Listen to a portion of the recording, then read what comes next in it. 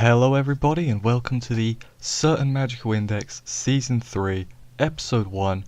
I'm really excited. I'm so excited because it's been, I'm not sure if you're aware, it's been like 8 years or 5 years since anything, 8 years since Index 2. Before I start the review, quick note, I have read a little bit into this. I've read like the first 3 books of Season 3. I'm looking to my side so I can make sure. 3 books into Season 3 I've read, so even if I know what's happening, it's still awesome seeing it, essentially, is what's going on right now. So, also, before we get right into it, we got to talk about Crunchyroll and how they've duped everyone, because as of right now, this going up, it's not out in English subs. Apparently they haven't got the license for the I don't know. It's on like, I don't want to promote like piracy, but it's on Kiss Anime and stuff. Just go watch it there. Like, I wanted to use Crunchyroll, but they didn't let me, so I had no choice. It's their fault, not mine. But on to the episode then, because that's excitement. So episode begins. We get a recap of season 1 and 2, because of course we do. It's been 8 years.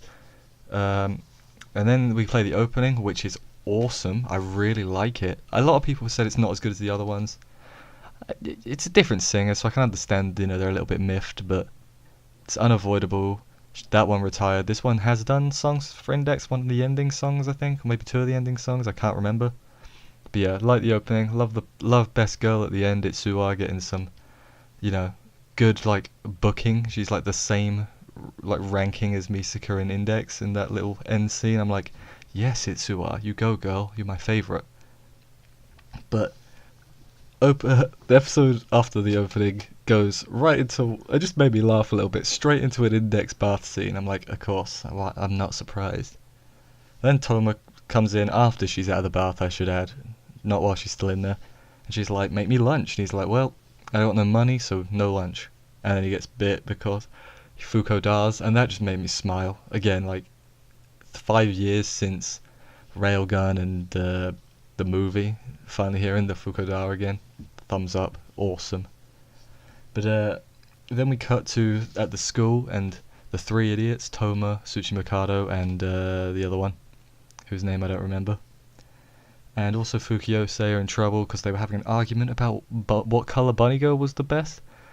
Like, I don't know if that's racist, or when they say what colour they mean like the ear colour. I'm not gonna get too far into that. It's the little Komoe's there with some other teacher whose name I don't remember. Because that's another thing to note. From the opening alone, I'm like, I don't know who any of these characters are. There's like Index has a lot of characters, and I'm surprised I care about them all so much. It's a good thing. So yeah, they all get in trouble, going back to what I was saying before, and they're like, go and weed the law or whatever. But then Tsuchimikado gets a phone call, and it's like, nah, I'll ditch. And the other one, whose name I can't remember, also ditches, blue hair. But then we cut to like a weapons demonstration, where Ueharu and Kuroko and Misaka, they're just looking at tanks and stuff, which I thought was cool. I guess they didn't want to invite Saturn. I mean, I know she wasn't introduced till later, like not chronologically, but later in the, Railgun came out after the Index was past this point, essentially, is what I'm getting at. But still, they could have retconned her in. Gotta blimmin' clear my throat, I'm gonna be talking a lot. Yeah, they could have retconned her in. I mean, I don't know how that would... I don't think it would mess with the plot too much, but... Yeah, whatever, it's... At least they're being... People would have complained if they did, they would have been like, why you do this? But then we cut to Toma and Fukiyose... I can't speak today. Toma and Fukiyose pulling weeds and stuff, and then... She like lifts her skirt up and then throws a ball at Toma's head because Fukoda. That's why. But then Micah visits Index, who is really hungry, to say like, "Hey, I'm here and I'll be cooking food." And Index is like, "Sweet." And then Sphinx runs off and finds some old woman, who then Index meets as well, and she gets fed by her. And the old lady's daughter is the other teacher from earlier. We find out. And then Toma goes to say... I'm whipping through it real quick. Toma goes to see the teacher who has spilt coffee on her, he's like, hey, can we go now? And she's like lifting her skirt up to get the coffee. So Toma's like, oh no, Fukuda. Essentially, I know my pronunciation is probably very bad of Fukuda, but you know, it's fine. It's fine. So then on the way home from school, Toma sees Misakura and he's like, I just can't, I can't deal with you today. But she sees him and is like, hey, give me your phone. She basically just steals his phone, and it's like, what are you doing? You can't do that. And he sees the picture of him and her mum, which she took, I believe, in the last arc of Index 2. I can't really remember though. But yeah, so they have a little natter for a bit. She's all sun, and Toma's like, Fukuda. Should keep a Fukuda counter, just for me, not even for Toma. I think I'm doing way too much, but that's fine. But then we cut back to the old lady and Index. The old lady gets a phone call and has to leave, and Index is like, okay, bye. But then Toma runs into the old lady, and she like points a gun at him and is like, you're gonna listen to me. And he's like, okay. She's like, also while this has all been going on like the monitors, there's been like Academy City protests from like religious groups. So the old lady's like, Toma, you can solve all this. This is some magic. Go and, because she's I wrote it down. She's like a board of directors of Academy City person, so I assume she knows stuff. So she asks Toma to go solve it with Imagine Breaker. Then Tsuchi Mikado shows up and it's like, oh hey, he's cool. And then he shoots her in the chest and it's like, what? What are you doing?